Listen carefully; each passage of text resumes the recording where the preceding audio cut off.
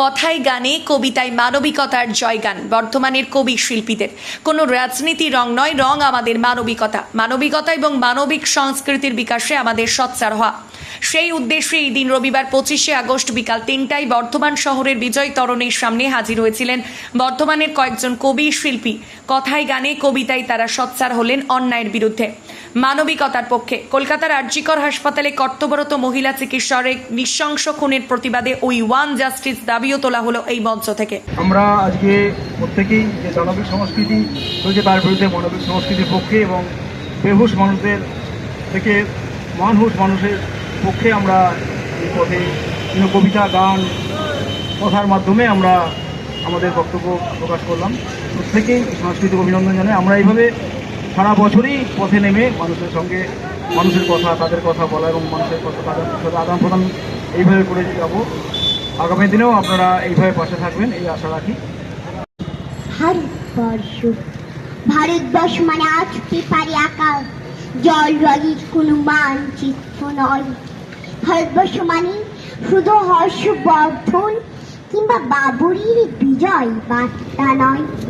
ভারতবর্ষ মানে বিজয় সিংহের সিংহল জয়ের গৌরব গাথা নয়। ভারতবর্ষ মানে মিনাকি পুরাণ কিংবা জামা মসজিদ নয়।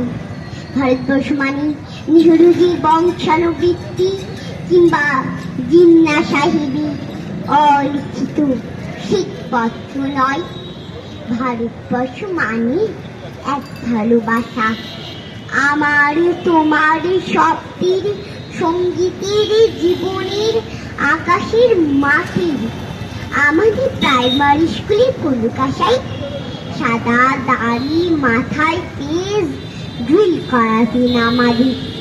ডান বা সস্নেহী সতর্ক করতেন। বাবা সকল পা আর হাত মিলিয়ে ফেলো। সেই কলকা সাহেবের গড়ির মাটিতে আজ ফেরেশতার হাসি ভারতবর্ষের চেরাগ হয়ে চলছে। বজুমের হাতির কন্যাকে শিব মন্দিরে গাই কত ফুল কাটা। আটটা জোগাড় হয়ে মশলা মাখছি ঈশান বাউল, নিয়ামসিক আর বকুল মাহাতো এক পাতা টনে ধান ঝাড়ি। ওই উজ্জ্বল দিনে ডাকে স্বপ্ন রঙিন ছুটে আয়ের লগন বয়ে যায় রে মিলন বিনয় তো তুলেছে তার শোনো আহ্বান।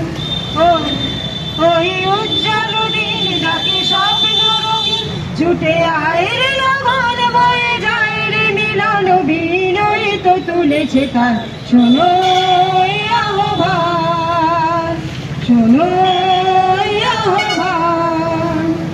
তারি সুরে সুরে